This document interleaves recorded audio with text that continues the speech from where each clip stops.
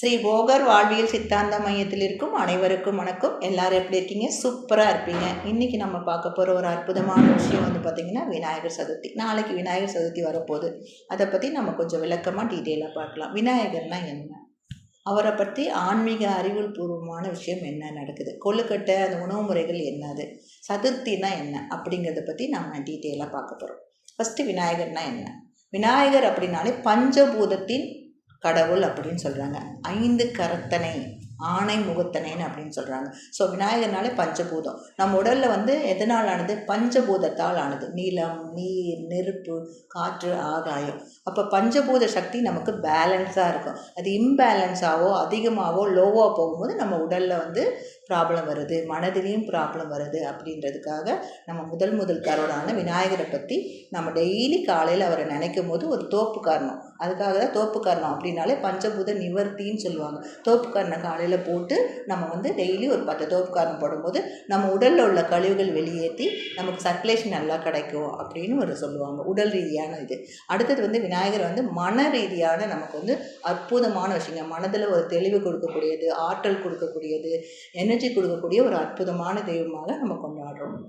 காலையில் பார்த்திங்கன்னா எல்லா ஊர்லேயும் பார்த்திங்கன்னா அரச மரத்தடியில் விநாயகர் இருப்பார். எதுக்கு அரச மரத்தில்? காலையில் அரச மரத்தில் என்ன இருக்குது? நிறைய இம்யூன் சிஸ்டமும் ஆக்சிஜன் லெவலும் அதிகமாக இருக்கும். ஸோ இப்போ விநாயகர் வந்து அந்த இடத்துல வந்து வச்சுருப்பாங்க. காலையில் எழுந்திரிச்சு ஆற்றுல குளிச்சுட்டு அந்த விநாயகரை சுற்றி வரும்போது ஒரு நமக்கு ரொம்ப என்ன இருக்கும், ஒரு புத்துணர்ச்சி கிடைக்கும். அப்போ விநாயகர் காலையில் நம்ம பஞ்சபூத சுத்தி கிரியாவாக பண்ணுறதுக்கு விநாயகர் காலில் அருகம்புல் மாலை, இந்த மாதிரி வந்து தும்ப மாலைலாம் போடுவாங்க. அதை எடுத்து நம்ம ஒரு மேலே போட்டு அந்த விநாயகருக்கு அந்த அருகம்புல பாலை எடுத்து அதை ஜூஸாக பிழிஞ்சு உட்கொள்ளும் போது உடல் கழிவுன்னு வெளியாகும். இது வந்து மருத்துவ ரீதியான உண்மைகள் சொல்லிக்கிட்டே போகலாங்க. அந்த மாதிரி விநாயகருக்கு ஒரு அற்புதமான காலையில் எழுந்திரிச்சு நம்ம குளிச்சு புத்துணர்ச்சி ஆகி அப்படியே அந்த விநாயகர் அப்படியே வணங்கும் போது காலையில் நமக்கு வந்து உத்வேகத்தை ஏற்படுத்தி மனதுக்கு ஒரு அற்புதமான ஒரு சந்தோஷத்தை கொடுக்குதுங்க. ஏன் இந்த விநாயகர் சதுர்த்தி நாள் அப்படின்னா என்ன? விநாயகர் வந்து மாதம் சதுர்த்தி நாளும் பண்ணுறாங்க. வருடத்தில் ஒரு முறை மகா விநாயகர் சதுர்த்தியாக அற்புதமாக கொண்டாடுறாங்க. அப்போ அந்த 3 நாட்கள் முடிந்து, இந்த பௌர்ணமியோட சந்திரனோட 3 நாட்கள் முடிந்த 4ஆவது நாள் சதுர்த்தியாக வரும்போது ஸோ அந்த வைப்ரேஷன் வந்து நமக்கு வந்து மனநிலையே கொஞ்சம் வந்து பாதிக்கும் அப்படிங்கிறது அறிவியல் ரீதியான உண்மையாக கண்டுபிடிச்சிருக்காங்க அந்த காலத்தில் சித்தர்கள், ஞானிகள். அந்த நாளை விநாயகர் நினச்சி அவர்களோட ஸ்லோகங்களை சொல்லி அப்படியே அன்னைக்கு விரதமாக இருந்து, ஏன்னா விரதமாக இருக்கும்போது உடல் கழிவுகள் ரீதியாக இருந்து மன ரீதியான வரக்கூடிய பாதிப்புகள்லாம் நீங்கிறதுக்கு நிறைய வாய்ப்பு இருக்குன்னு சொல்லி முனிவர்களும் ஞானிகளும் குருமார்களும் சொல்லியிருக்காங்க. அப்போ அந்த சதுர்த்தி நாளில் நீங்கள் வந்து விரதமாக இருந்து வந்து நல்ல உடல் கழிவுகள்லாம் வெளியேறி மனம் தூய்மை அடையும் போது அந்த அப்படியே அந்த ஜபத்தில் அந்த அப்படியே ஆன்மீகமான அந்த ஜபத்தில் நம்ம பண்ணும்போது நம்ம உடம்பு அற்புதமாக மாறும். அதனால் விநாயகர் வந்து மாதம் சதுர்த்தி அன்னைக்கு கொண்டாங்க. அதுக்கப்புறம் விநாயகர் சதுர்த்தி வருஷத்துக்கு ஒரு தடவை இந்த மாதிரி விநாயகர் சதுர்த்தி அன்னைக்கு எல்லாரும் உலகமே கொண்டாடும். ஒரு அற்புதமாக எல்லாம் பண்ணும்போது அதுக்குள்ளே நமக்குள்ள ஒரு பெரிய ஆற்றல் வந்து நம்ம மனதையும் உணதையும் ஒருநிலைப்படுத்தி நமக்கு ரொம்ப சந்தோஷத்தை கொடுக்கும். இப்போ விநாயகரோட அந்த பஞ்சபூதம் சொன்னோம் இல்லைங்களா, அந்த பஞ்சபூதத்தில் வந்து பார்த்திங்கனாக்க விநாயகர் மண்ணால் செய்கிறாங்க.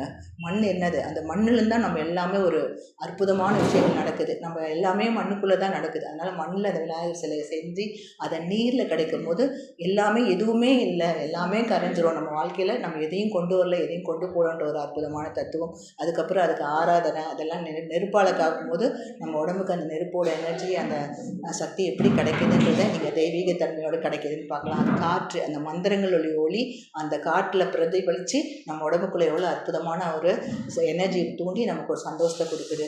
அப்புறம் இதெல்லாம் உட்காந்து அப்படியே தியானமராக விநாயகரை அப்படியே இந்த பஞ்சபூத சக்தியோடு ஒன்றி தியானம் பண்ணும்போது நம்ம மனம் எப்படி அமைதியாகிட்டு நம்ம உடம்புக்கு எவ்வளோ அற்புதமான விஷயம் மனதுக்கும் உடலுக்கும் கிடைக்குதுங்கிறத நீங்கள் அறிவியல் ரீதியான உண்மையாக உணர முடியும். அதுக்கப்புறம் ஏன் விநாயகர் சதுர்த்தி அன்னைக்கு கொழுக்கட்டெல்லாம் செய்கிறாங்க அப்படின்னா, நல்ல விரதம் இருந்து அந்த அரிசி மாவு, நல்ல அரிசி மாவை வந்து நல்லா பண்ணி அதை வந்து ஆவியில் வேக வச்சு அதுக்கு பூர்ணங்கள், தேங்காய், அந்த பனவெல்லம், நாட்டு சர்க்கரையெல்லாம் போட்டு ஏலக்காயெல்லாம் பண்ணும்போது அது உடம்புக்கு நல்ல சக்தியான ஒரு பொருளாக மாறுகிறது. அப்புறம் சுண்டெல்லாம் நமக்கு நல்லா விட்டமின்ஸ், மினரலாகவும் நமக்கு நிறைய விஷயங்களை கெடுக்கிறது. ஸோ இதெல்லாம் வந்து நம்ம சாப்பிடும்போது உடம்புக்கு ரொம்ப புத்துணர்ச்சி அடைகிறது. இந்த உடம்புக்கு வந்து நமக்கு வந்து உஷ்ணத்தை உருவாக்கும். ஏன்னா இப்போ மழை காலமாக இருக்கிறதுனால உடல் வந்து குளிர்ச்சியாக இருக்கும். இப்போ இந்த கொழுக்கட்டை இதெல்லாம் சாப்பிடும்போது உடலுக்கு வந்து சூட்டை கொடுத்து உடம்புக்கு ஒரு நல்ல ஒரு அற்புதமான எனர்ஜியாக மாறுது. ஸோ இதெல்லாம் வந்து எல்லாத்துலேயுமே ஒரு அறிவியலான உண்மைகள் இருக்கிறது. ஸோ அதனால் விநாயகர் சதுர்த்தி என்பது ஒரு மதம் சார்பற்ற ஒரு அற்புதமான விஷயம், எல்லாரும் கும்பிடக்கூடிய ஒரு அற்புதமான விஷயம். சதுர்த்தி நாளில் வந்து சதுர்த்தி அப்படிங்கிறது 4வது நாளில் மனநிலை எப்படி வந்து நமக்கு வந்து ஆசிலேஷன் வரும், அதை எப்படி ஒருநிலைப்படுத்தலாம் அப்படின்றதுக்காக சித்தர்களும் ஞானிகளும் குருமார்களும் கொண்டு வந்த ஒரு அற்புதமான விஷயம்தான் விநாயகர் சதுர்த்தி. இதுக்கு வந்து யார் வேணாலும் எப்போ வேணாலும் நம்ம ரெகுலராக ஃபாலோ பண்ணும்போது நம்ம மனம் அமைதி அடைஞ்சு சந்தோஷம் அடைந்து இயற்கையோடு ஒத்து வாழ்ந்து அந்த பயிற்சிகளை ரெகுலராக பண்ணும்போது நம்ம வாழ்க்கை மிக மிக அற்புதமாகும். நாளை அனைவரும் விநாயகர் சதுர்த்தியை கொண்டாடி நம் வாழ்க்கையின் அற்புதமான உன்னதமான நிலையை அடைவோம். அனைவருக்கும் நன்றி, வணக்கம்.